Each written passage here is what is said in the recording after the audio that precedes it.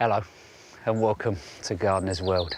What a glorious day. The sunshine's incredible. But you know what? It's that time of year when we can start making changes in our garden. And as strange as it sounds, start planning for next year. And over here, the grass borders, I've had a bit of an experiment going on. Further up, not planted so many grasses. Here, I went a little bit heavy, so I've taken a few grasses out. I'm just going to add a few plants in. But first of all, this little fella needs to come with me.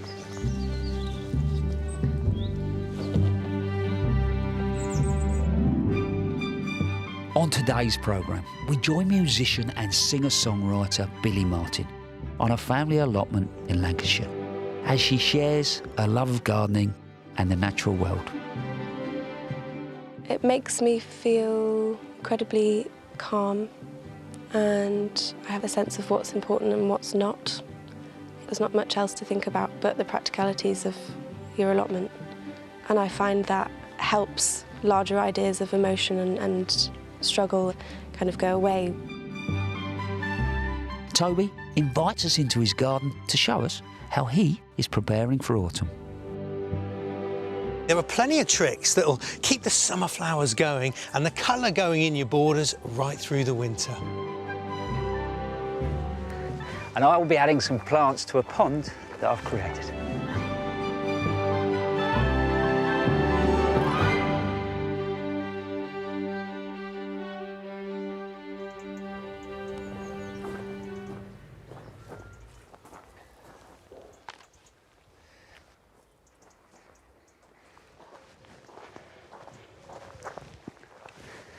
So this is my sort of take, I suppose, on a ornamental meadow. But as I said, this has got a little bit heavy, so I have created a few spaces. The first thing I want to do is get this in the ground. So this is Potentilla Monarch's Velvet, and I think Potentillas are an undervalued plant that just flower and flower. But it's not just that, it's the form of this plant. So when I'm sort of putting these plants together, yeah, I want things popping up and I want a rhythm and a sort of movement through. But every now and then I want to put in sort of just a bolder shape. And this is what it gives you. It gives you a good ground coverage, then it throws up the flower spikes. And when they start to come up through these grasses, you know, that relationship is beautiful. The one thing I'm going to do first is I'm going to take all this foliage off, because what I want this plant to do, once it goes in the ground, is I want it to concentrate on getting its roots in for the winter months. So now, just prep the hole. When I first moved in here, a lot of the soil was very tired.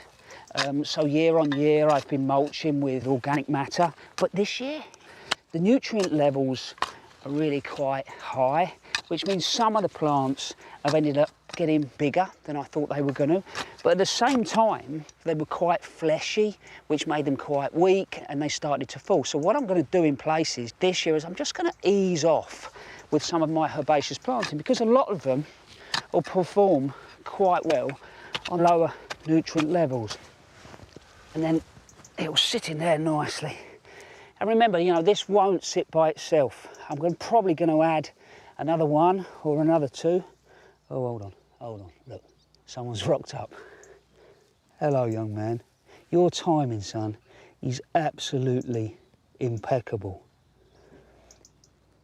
So work that soil back in.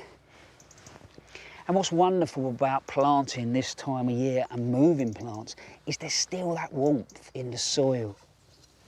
So, got that one worked in well. I'm going to give that a good watering. But what I want to do is just add a little bit more height and some more rhythm.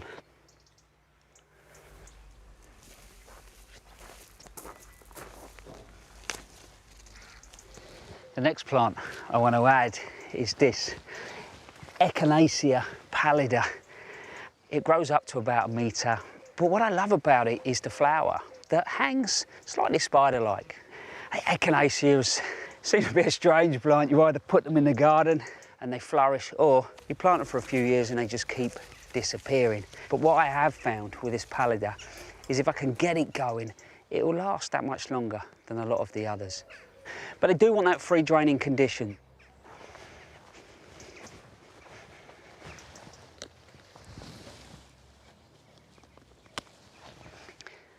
So this little beauty is called Gaura whirling butterflies, and when you look at that flower, you can see exactly why.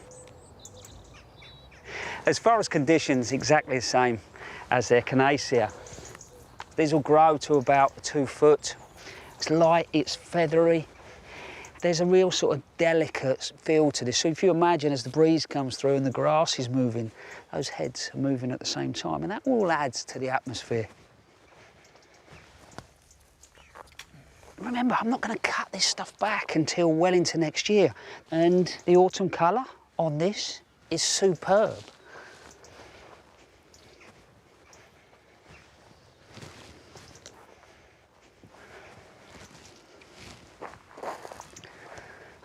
Right, let's get these in the ground. So, decent size hole. Make sure it's about twice the size of your pot. Let's work the soil back in around. And I am going to give these a really good soaking, and again tomorrow morning. Now, we're off to Lancashire to meet singer-songwriter Billy Martin to discover how she draws inspiration from the natural world.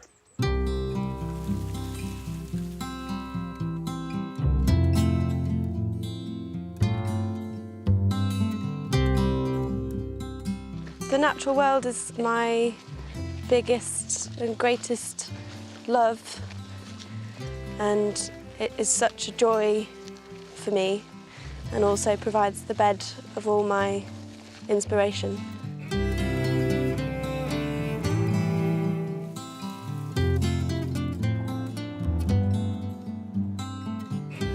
I grew up in a place called Risplith, which is right in the middle of the Dales, so we kind of had all of that as our playground growing up, which was wonderful.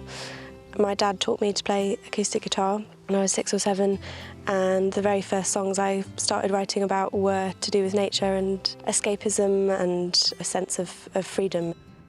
So nature is my biggest songwriting tool.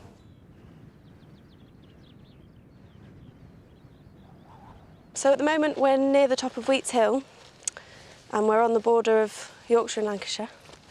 And this is a place I've been coming for years now.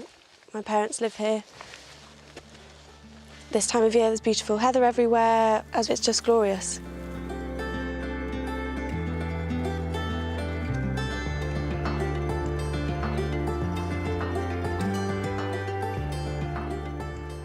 Around the time of lockdown last year, after years and years of waiting, my mum managed to get an allotment. She's always been a keen gardener. It's all in the family. My auntie and uncle are professional gardeners. My grandma loved it, and that became our biggest project. How many lines would you like? 5, 4? 4. And just space them out as much as you can, because we'll have to thin them out otherwise, so they only need a tiny little bit, as you know. So I'll leave you to it.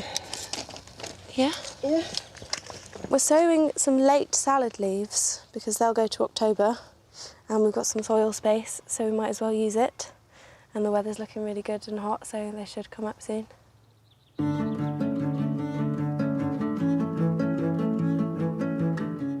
Getting an allotment has been the best thing to happen to our family, period. It's something that brings us together. It's the best point of conversation, and the sense of community is fantastic because everyone's kind of in their natural habitat, and it's really apparent, and everyone's very, you know, at peace with themselves, and it's definitely brought us all together. So the sweet corn's doing really well. I planted these boys from seed months ago, and it's just amazing that they're so tall and so healthy. They get lots of sun down here. So if you find a cob and look at the hair, it's sort of browning and it's drooping, which means that it's nearly ready. But the colour's not quite right yet, and the size is still a little bit too small. So we'll wait a couple of weeks to harvest those, and then we can have sweet corn on the allotment. I'm just picking these beans now because they're more than ready to harvest. We grew these from seed and they've just grown really well. In some ways it sort of marks the end of an era and, you know, we do get to do it all again obviously, but it's kind of months and months of prep and nurturing, and just to know that we've made something that's really healthy is incredible. Great.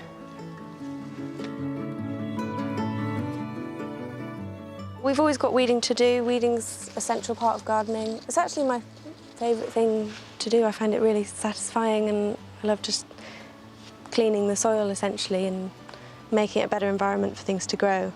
We do have mare's tail everywhere, which means that that's a constant job. This is something that I crave the most when I'm down in London because your hands are never dirty other than your body feeling like it's covered in pollution, which isn't the same sort of dirt. Up here you can roll around in fields and get your hands covered in mud, and that's how you know you've had a good day outdoors. And it wouldn't be gardening if you weren't messy.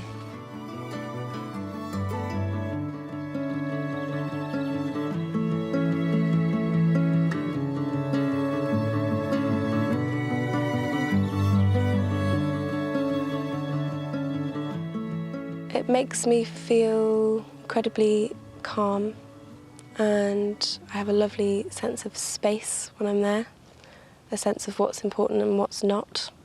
There's not much else to think about but the practicalities of your allotment, and I find that helps larger ideas of emotion and struggle kind of go away when you're there. Nothing else is that important, and that's the key to living. It's, you know, making sure you're doing the living part.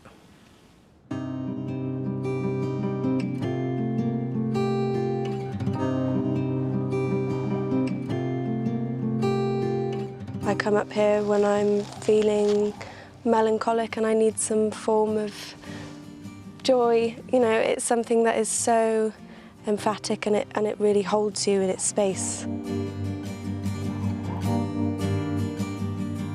It provides total serenity and mindfulness for me.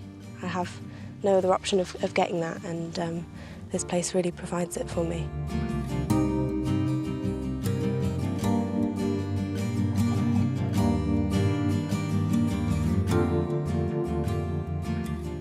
When I moved to London, I found the fact that there was no horizon really hard. The seasonal change was very subtle. All you had was the leaves of the trees and not much else. So I found it quite tricky, mental health-wise.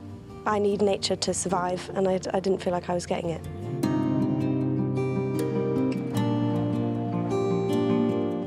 At the beginning of lockdown, I was actually up visiting my parents for a weekend, and on the Monday, that was the announcement. We got told to stay at home and not move, so I got stuck there, and I actually stayed here for 6-7 months.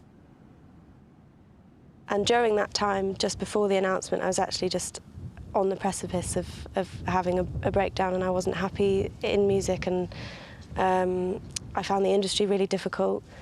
So it was actually a saving grace coming up here. I kind of stopped all contact. I was up here every day. I was feeling creative again. It was about regaining your sense of self, and I found that nature and the natural world helped me do that massively.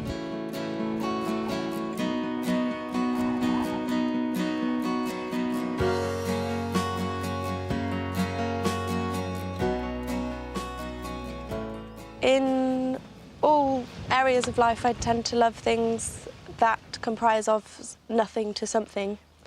And songwriting is very much that. You know, you get into a room and there's no words on the page and there's no melody that you've written yet, and gardening is very much like that. You know, the sense of achievement is really great, and it could be something as simple as a verse or just sowing a seed. They're both lovely forms of catharsis and also forms of creation, so I guess I put them in a similar vein. My life's dream is just to have a nice bit of land where I can grow things, and I'll be happy.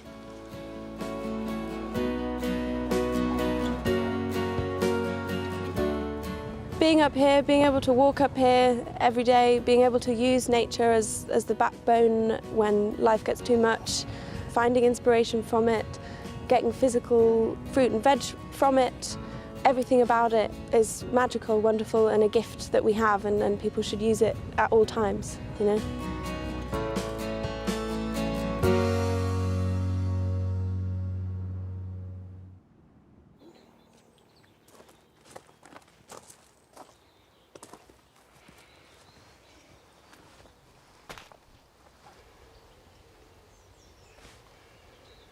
That power of the natural world never ceases to amaze, does it? I think, Billy, you had me at the moment when you said, I cannot survive without nature. I got goosebumps at that. And I love the fact as well that you and your family were getting so much from the veg garden. And on that note, I'm back in the ornamental kitchen garden, which I would say overall this year has been a success. It started to guide me as to what I'm going to do next year. I think I'm going to use less in the way of annual veg, definitely experiment a lot more with the perennial vegetables, but more herbs in here as well. And this little beauty is a silver sorrel, and it's called Silver Shield, and you can see why. The leaf has got that heart shield shape to it, and actually these shields just become more sort of mature and silver and interesting, but it's also really got a real lemon tang. And my oldest and I, Abs, came up with a butter last year that was this, chopped and mixed with parsley, put on a butter and then used on fish. It was incredible. But actually this is not just one for the herb garden. Front of the border, beautiful, the sort of silver foliage that scrambles around after that strong first flush. Gets a little bit tatty, cut it hard back, and then it comes again. So, looks beautiful and it's edible. What's not to love?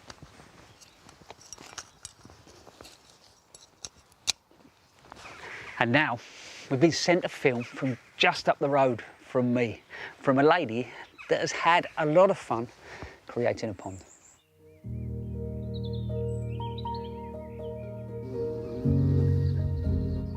Hello, my name is Claire. I live in Rutland. Welcome to my garden. This is my happy place where I come to relax and wind down. And in February 2020, we decided to turn an unloved area of the lawn into a pond. Once we dug it out, we used Hessian bags filled with plants from around the garden to soften the pond edges. As lockdown came and the garden centres closed, all we could do was dig up plants from around the garden. Thankfully, we also had lovely friends and neighbours who donated some of their spare seedlings, which all helped to get the pond going. The rest of it was up to Mother Nature, and we just had to wait and see what happened. So here we are in summer 2021. I can't believe how much it has grown and how much wildlife has made itself at home.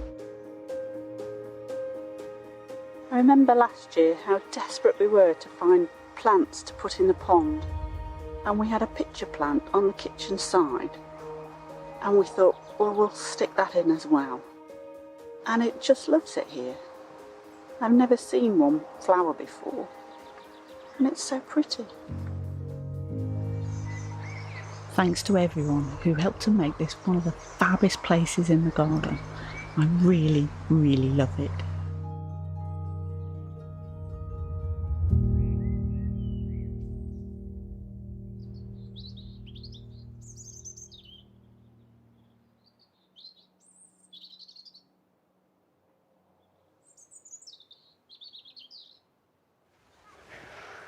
Claire, that's a cracking fall you've got there. So I think it proves, doesn't it, that if you build it, they will come. So what I'm creating here in front of me, which has been this summer's big project, is that idea of actually it's a wildlife pond, but there's an ornamental feel to it. There's that idea of control with wildness, within. So design-wise, this circle that I've edged the pool with is picked up other places. And I love that idea of a repeated pattern through any garden. So then what I've done as far as planting is concerned at the moment is I've put the verticals in. So there's a bit of flag iris in there and there's a little mini reed. And then if we come over here, the next thing I've done is I've added the water lily. I want to really cover probably about 60% of the surface eventually. And with water lily, what you don't want to do is put it straight down. So what I've done is I've attached this line, wrapped that around the pot, and I'm slowly lowering that down. And I can lower it down just a little bit over the coming days and then just hold it in place with a block. Once it eventually gets to where it needs to be, I can untie. So what I want to do today is just add marginal plants around the edge. So, obviously what I have done with the cobbles that work all the way around, at places they're going to come right up to the edge, and that means wildlife can get in around. First thing I want to do is add this water mint and also this little forget-me-not. What's great about these plants is they'll scramble, they'll cover ground, great for things like newts. What you're looking for really with any of these marginals, and you'll see it on the label, it'll tell you the sort of depth of planting. And really that means that how far the top of your pot, so your soil, needs to be under the water. So what I'm going to do here is just use the smaller cobbles to try and build up just a little bit of a flatter area. So if you imagine the pond will eventually be filled up to here, and I want this a couple of inches underneath. Most of these plants obviously take their nutrients and what they need from the water. So really the soil or gravel or whatever it is you use is really just to hold them in place.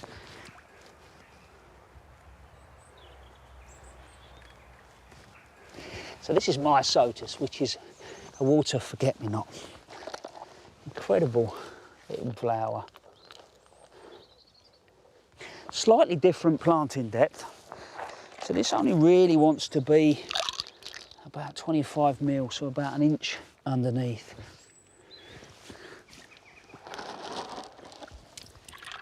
And one of the reasons that I'm putting them in pots is that I can control how much they do spread. So over the years, what I'll do is I will pot them on into larger containers.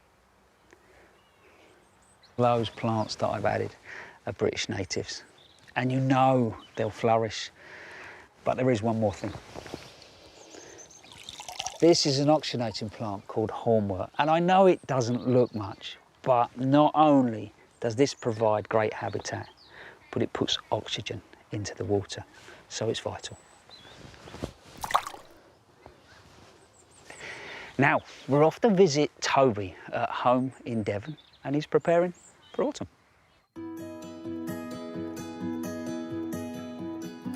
In late summer, with the Tithonia and gladioli still blooming and the bees still buzzing, it's hard to imagine the misty autumn mornings to come, but the nights are definitely drawing in. And that means just one thing. I don't want to bring a downer, but those first frosts are just around the corner.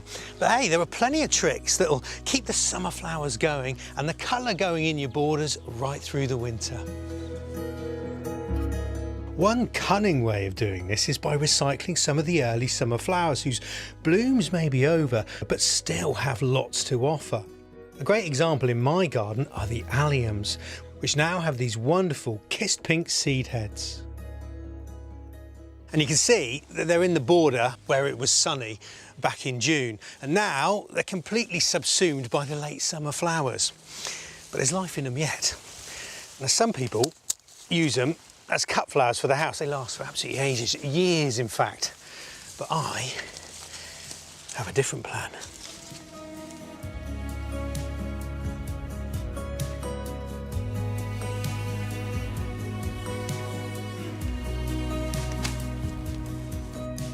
All I need are a few lengths of bamboo,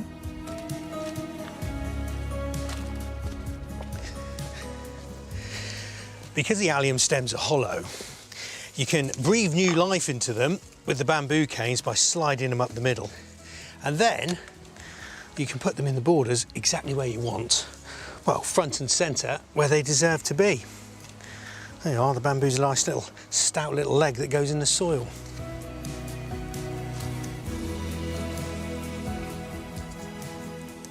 There we are, Allium Christophii brought back to life. Along with enhancing the borders to enjoy for now, this is the time of year to safeguard your plants for the months ahead. In my case, a much cherished, magnificent Brugmansia, or Angel's Trumpet. Feeding plants is really important in the autumn, but you've got to change your feed from something with high nitrogen in it to something that's high in potassium. A tomato fertiliser, basically, because what potassium does is that it concentrates the sap within the leaves, and just like salting a road, the salts within the plant cells lower the freezing point, which means a plant like this Brugmansia can take more winter cold. The other thing I want to do is ensure I've got more Brugmansia for the future, and this is the optimum time for taking cuttings. What I'm looking for here is a sprig of stem that doesn't have any flowers on it. You snip off a sprig and then remove all the leaves, bar the tiny little ones. It's got a little sprig like that. All I do is pop that into the middle of a pot of compost, right up to its knees like there, and then cover with a glass jar. And that little sprig kept on the windowsill indoors, somewhere shady, to stop these remnants of leaves wilting. This will start to grow away, and as soon as you see those leaves start to swell again, it takes about a fortnight, the glass jar can come off, and then by spring, after the frosts, this can come back out in the garden and guarantee that I have these beautiful flowers for summers to come. Brugmansia is a highly toxic plant, so after handling it, make sure you wash your hands and secateurs. With the changes that are about to come as summer gives way to autumn, it's worth looking for any nooks or crannies in the garden that could offer sustained interest when you need it most. You see this little patch of ground in the middle of the paving around this tree? Well, I always think this is a walk-by space. I don't really notice it in summer because I'm looking at the flowers in the borders in front of me. But come winter, when there isn't much else going on down there, well, it's positioned by the house, means that it wants to look good. And I've got some nifty ways of making it look colourful right through till spring. And in the spirit of making the most of what you've got, I'm going to plant up my little micro plot using a harvest from elsewhere in the garden. I've got 3 plants here that are brilliant for giving winter colour. Now what I've got is a pheasant grass known as Amanelanthe. I've got golden Lysomachia and purple bugle, and all of them are irrepressible spreaders, so it's not as if I'm robbing Peter to pay Paul by taking them from here. Now the Lysomachia is something I want to major on because in the new sunny position, this area gets shaded in winter, it will keep this lovely golden colour. And the grass, what that'll do is it will burnish a lovely red colour, or a bit like that sort of bronze you get on bracken on the hillsides. It's just lovely. Right, the bugle. Now you can see how this grows, a bit like a strawberry. It has runners that spread across the ground, and each one puts a new little plantlet down, and where that touches the earth, it roots away and grows as a separate individual plant. This patch is quite purple, and that's because it gets quite a lot of sun. The plants down the end there, they're greener because they're in the shade, so I'm going to take both to create a tapestry feel.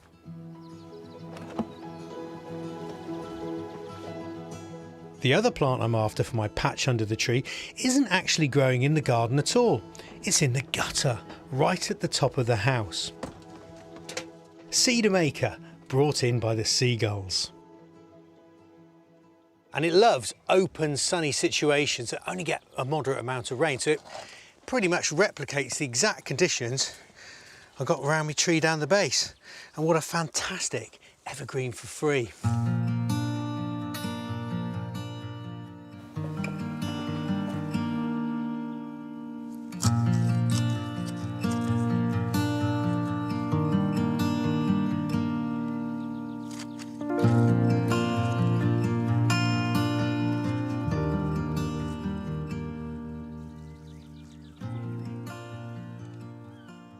And of course you don't have to get all your plants for a little spot like this from the gutter. Winter flowering pansy from the garden centre are just as good. Yeah, a lovely winter tapestry. At the bottom of the garden is a plant that is struggling a little. It's a tree fern, which I've got underneath the bay tree. And while the bay offers welcome shade and shelter, it takes up the lion's share of water.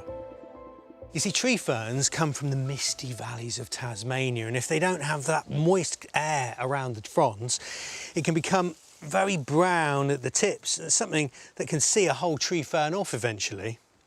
So I've hatched a plan that will keep my tree fern very happy indeed and replicate its natural habitat. Now this bit of paraphernalia is a mist unit kit, and I'm going to repurpose this from its usual home above a propagation bench in a greenhouse to create a misty environment that my tree fern will just love. It's very simple to rig. The trick is to get a mug of hot water and dunk the rubber pipe in to soften it. Then it's just a case of cutting lengths and fitting them into the mist units, and when you've got enough, simply lace the pipe around the vegetation, a bit like putting the lights on the Christmas tree. The automatic irrigation system will ensure the fern is regularly misted, which to a fern lover like me is a joy to behold. And there we are, my little corner of Tasmania. Nurturing, planting out, planning ahead. With the last of the summer flowers taking their final bow, the early autumn is a time of change in the garden. But for me, it's one to embrace.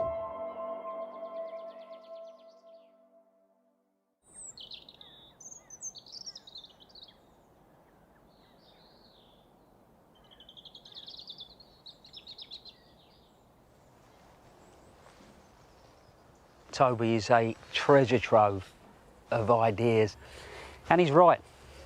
I'm afraid to say we are going, as we know, into those colder months. So what I've been doing is cleaning out the bird feeders, getting them topped up, just to provide that extra bit of grub through the winter months. But for me, as a gardener, this time of year is as much about what I don't do. Everything you see in front of you, nothing in here will get cut back until maybe February, even going in to early March. What I leave will create great habitat for wildlife. And then there's seed heads of things like the orangiums and the hips on the roses. Those will provide food. Actually, one of the other joys that I've got from this border this year is my bee hotels. You might remember last year I had a visit from leafcutter bees, but they're back using them. You can see they've arrived because you get these wonderful sort of curved cuts out of the leaves. And isn't that part of the joy of what we're doing, you know, is providing for wildlife in our gardens? Now, still to come. We visit a garden lovingly created to fit beautifully within the surrounding rolling countryside. The wildflower meadow now is a real source of pleasure for us. It's exceeded our expectations and it's provided a really tranquil, peaceful part of the garden. And I will be creating a late September pot. But first, we've been sent a film from a young couple who are gardening very much with family in mind.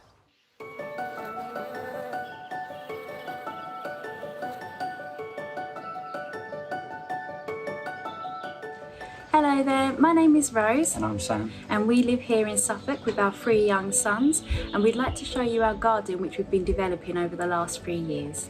Although it's relatively small, I hope you'll agree that we've done the best we can to fit in as much as possible and make the most of the space that we've got. When we first moved here 3.5 years ago, our garden was just lawn, and since then it has changed quite a lot to adapt to what we need as a growing family. Over here is our children's section with a homemade table for them. My husband and I love flowers, so we set up a seating area on our patio and surrounded it with plants. When we moved here, our front garden was just 2 large lawns as well, and we've dug most of that up to create more flower beds for us to plant in. Either side of the path, we planted rows of lavender, and now we've created what I call Bee Alley. Our lavender is just full of bumblebees. Something I really enjoy doing in the garden is deadheading the plants, as I find it really relaxes me. What is it? Carapace count. It is. Wow. Look at those ones over there. Oh, there's a lot there. Yeah. Thank you for coming to our garden, and hopefully we've shown you that you can have not only a beautiful garden for yourself, but suitable for children and for wildlife too. Bye.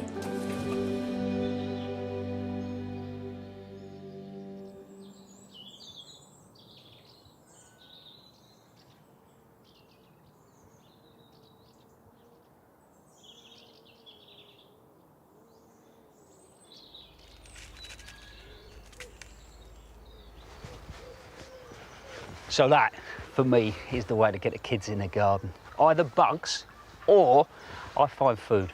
If I can grow it and the kids can eat it, they'll come out and join Dad. So, we're going to set a scene first. We've been to the garden centre or the nursery, we've had a lovely cup of tea and a piece of cake, we've had a walk round, we've filled the basket up with a load of goodies. We then get home, we walk out in the garden and go, right, where am I going to put these? We've all done it. I still do it, even though I tell people not to. I get sucked in. What I'm going to try and do here is give you an idea as to how you can experiment and play without committing straight away to putting these plants in the garden. But also, it's the time of year for me when I'm thinking about the colour I want to add for this time next year. This starts to sort of inform spring planting. The first thing I'm going to do is I'm going to build a pot of Old Faithfuls, plants that I know and understand. So first of all, we've got the sedum, and that's called Mr. Goodbud, which sounds a bit like a song. But when I'm looking at it, it's not just that flower, it's that leaf shape. You know, the shape of it, it's got that fleshiness to it. Then you look at the flower, not just the colour, but it's got this beautiful flat head. And then when you start to compare that to this rich sort of plum penstenum, it's got a very different leaf. But the stem colour picks up beautifully with the flower colour. Now we're going to put in a stiper at the back here. This will bring in some froth and a little bit of life. And the last one I'm going to put here is this little ajuga. And what's nice is the difference between the sedum leaf and the ajuga leaf. So that sets my scene for us to build off. And then if I move over, so this is my shopping basket. This is a bit different. I'm not going to commit anything to any of these pots at the moment. So I've set them out in a rough design, and then I'm just going to start to introduce plants and see what they look like. First of all, this Rebecca is called Triloba. It's a short-lived perennial, probably lasts about 3 years. But the moment I've put that in, I can see the stem colour is working well with the stem colour of the penstenum. Now if we go across the other side here, and this is Elenium, and it's called Short and Sassy. This will only grow to about 2 foot. And we're going to try that in here. Rich sort of orange in there, but straight away what catches my eye is the big old button in the middle there, and that picks up again with the penstenum. Let's go and get some more. Back shopping. And now this Melinia, and this is a grass. There, what do you think? No? There. Yeah, let's go with there. Let's just take that up. So it's coming up through that sedum. I love that airiness that picks up on the vertical here at the back, and there's a little colour tonage that works well with the penstenum. Now this is a plant that's new to me. So this is Chinese witch hazel. Flowers winter and spring, so cracker in that sense. Starts off green with the foliage, and then you get this deep plummy colour. hopefully what should be happening is there more or less should be like a nice river of the dark that comes up through here. And then all these little sort of relationships start to reveal themselves with the stem colours and the shapes and the forms. But the best thing, you're not committed to anything. So you can come back out, you can chop and change it. All I'll have to do, because I'm not potting these up, is make sure that the ones that are actually not in the pots properly, that they get a little bit more water.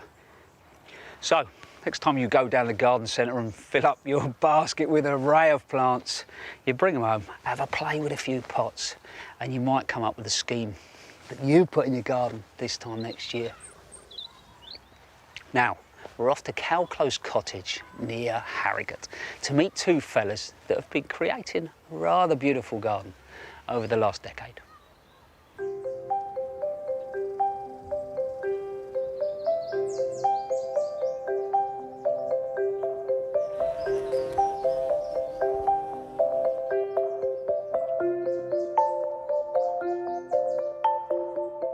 My name's William. I live here with my partner John, and the garden is now in its 10th year. Neither of us have a gardening background. We've learnt, like most people, from reading, research, and actually visiting lots of other gardens. I've been particularly inspired by some of the gardeners who were introducing a more naturalistic style of planting. Pete Odolph and Dan Pearson. They're the type of people who've inspired me with, in particular, their combinations of grasses and perennials.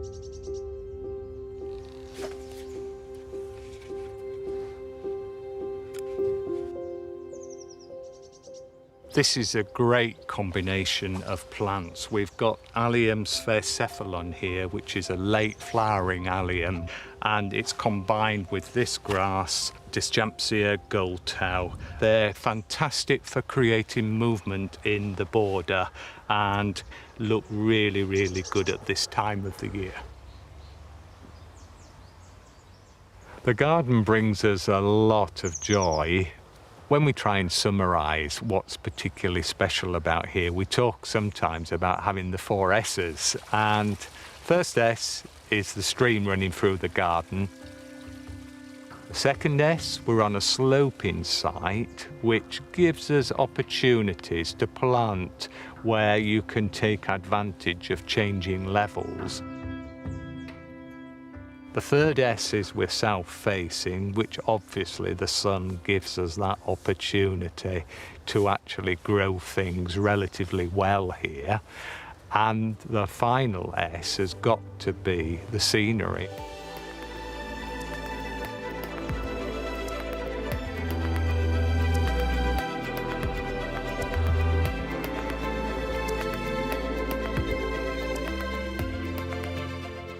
We wanted the garden to sit comfortably in the landscape around us, and Dan Pearson talks about a garden having a sense of place. 5 years ago, we had the opportunity to buy some of the land below the bottom part of the garden, and once we'd bought that piece of land, we began to think about how we could use it, and we felt that a wildflower meadow would really complement our planting and provide a nice link between the garden and the landscape around.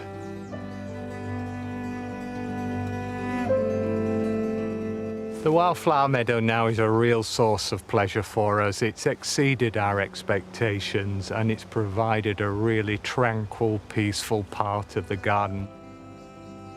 We've got the oxeye daisies here, and the knapweed, and the vetch growing through here. It's a nice bluey colour that's changing it to a more pinky purpley colour. So it's a really attractive wildflower in the garden at the moment. We're gardening, if you include the wildflower meadow in that amount, about an acre at the moment.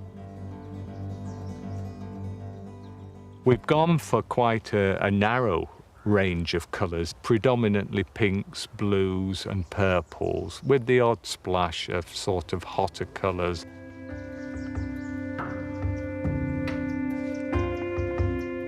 This still has to be my favourite border. This reflects what I set out to achieve when I started to plant the garden. It really does, for me, encompass that naturalistic style of planting with the colours and the different way the plants have been put together. What's looking good is this particular dianthus, Dianthus carthusianorum, and how well it combines with the Molinia Paul Peterson. And this is a great plant. It stands well and it retains a really nice dark coloured interesting structure in the winter months. Probably one of my favourite plants is in the corner over there, Veronicastrum erica. It graduates from a very light pink to a darker colour pink up the spire. It moves very gently in the breeze. So it's a really good plant for us to grow in the border. 9 years after its planting, it continues to delight me.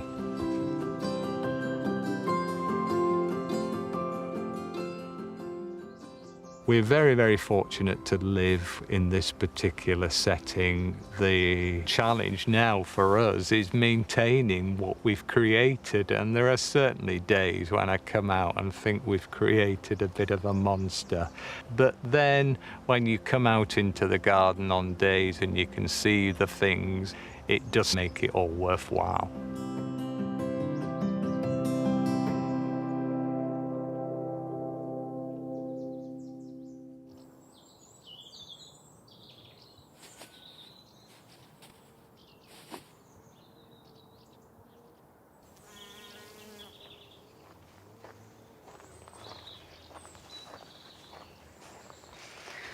William and John, I think your garden is an absolute joy, but I'm with you. At times, I walk out here and it feels slightly overwhelming. But weren't they lucky to get that extra bit of space and create a meadow? And talking about meadows, I've been on a bit of a journey with this little sort of orchard meadow ever since we've been here. But interestingly, what happens here, the further up the meadow you get, the light levels change. So colour-wise, this end is not great. So what I'm trying to do now is I'm trying to connect this part of the meadow with the edge of the woodland, but pick up plants that will work in both areas. So what it's taken me to is Digitalis purpurea, which is a native foxglove, mix of colours from whites through to pinks, but it's a biennial, so it completes its cycle within 2 years. So first year germinates, plant comes up, and then the following year it flowers, seeds, and then that process starts again. So last year I collected seed from the woodland area, germinated that, potted them up, and all I want to do is work them into this space. And then these will come up next year and flower and seed. But I'm not going to leave it there. What I'm going to do is I'm going to collect the seed and then I'll repeat exactly the same process next year. And I'm going to do it for a third year as well. And then I'm hoping, by the time we get 3 years down the road, it's starting to do it itself in its own sort of natural process. As I'm planting, I'm taking that plug out and then just loosening the soil up around the bottom there.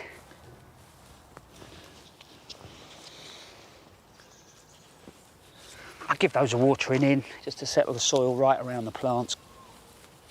If you have a look over my shoulder, you can see the yarrow, that lovely sort of white achillea, and that is just created by not cutting the lawn.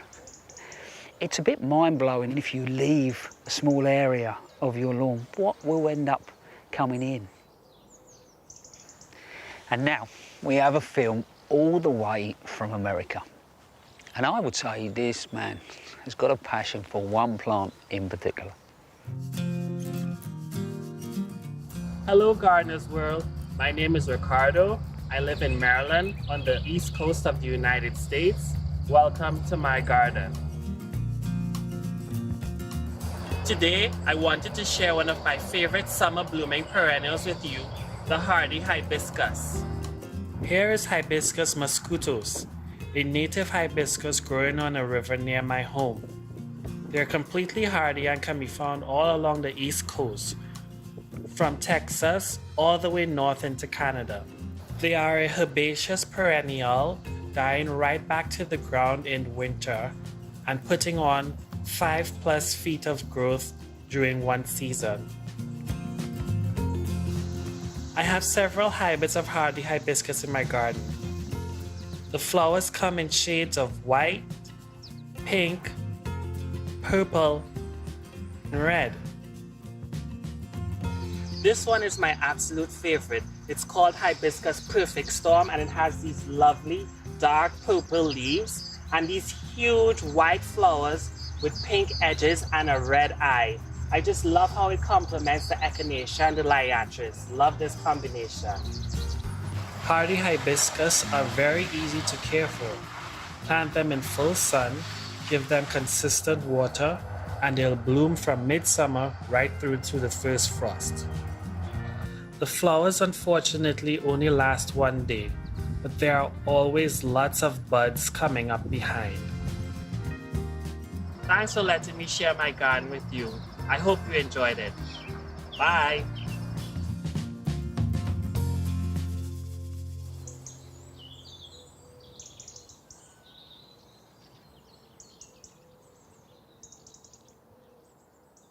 Ricardo, you can see the joy on your face. It must be incredible to be able to walk out of your back door and out into that array of hibiscus.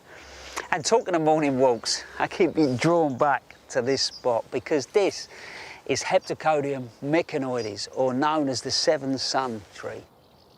A plant that I came across probably 7-8 years ago. I grow it as a multi-stemmed tree, but it's in flower and it's the first time it's happened in the garden. The scent is incredible. It flowers really late in the year. It's related to the honeysuckle. But also the bark is superb when it peels and it's got a coppery tone to it. This will flower now probably for the next 6-7 weeks, and then as it loses its leaves, that bark really starts to reveal itself. Now, in the next few weeks, we have a Gardener's World special all about trees. So if you have a tree that means something to you, that you think you can make a film about, why not? And then send it to us. All the information as to where to send it, how to make it, will be on our website. So go on, you know you want to.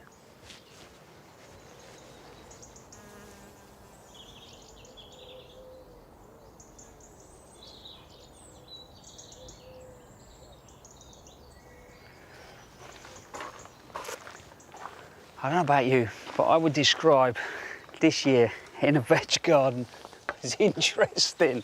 Some things have been an absolute disaster. Some things have been okay, but I think that late start set me back. And then I've had slugs and I've had loads of snails, and I feel like I've been playing catch up ever since.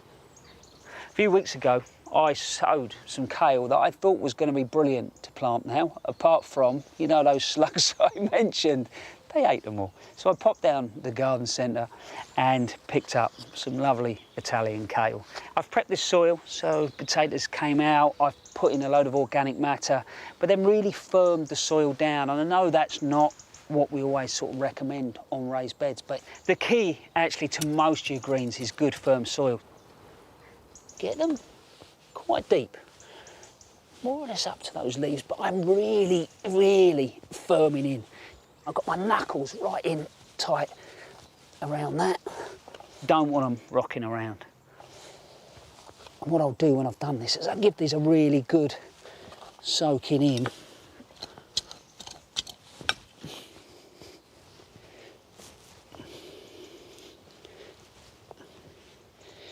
Although we've got a beautiful red kite that visits the garden, it doesn't seem to be putting off huge population of pigeons that live over there on that roof. And the moment I walk away, if I don't cover this, they'll be down and they'll pillage the lot.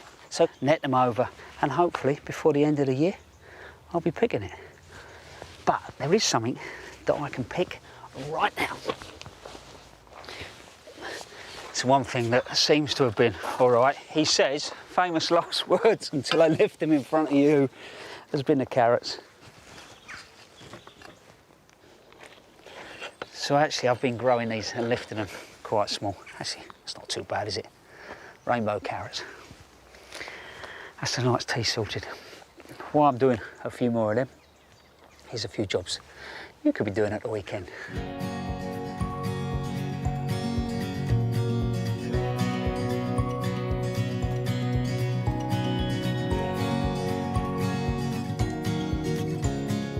Having removed the top growth from my main crop potatoes a couple of weeks ago, to help harden the skins, it's now time to lift and store them. Carefully fork out the tubers, making sure you remove any that have gone green or rotten, and allow to dry off for a few hours. Store somewhere cool, dark and frost-free, in a hessian or paper sack.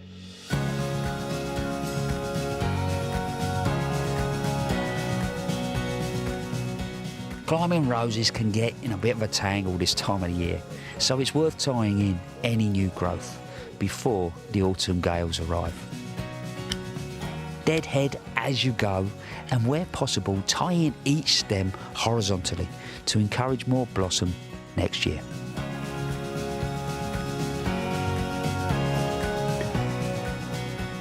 If you haven't turned your compost for a while, now's the time to do it. It will add air to the mix and speed up decomposition. I like to move the materials from one bin to another, but if you only have room for one bin, just empty the contents and then pile it back in.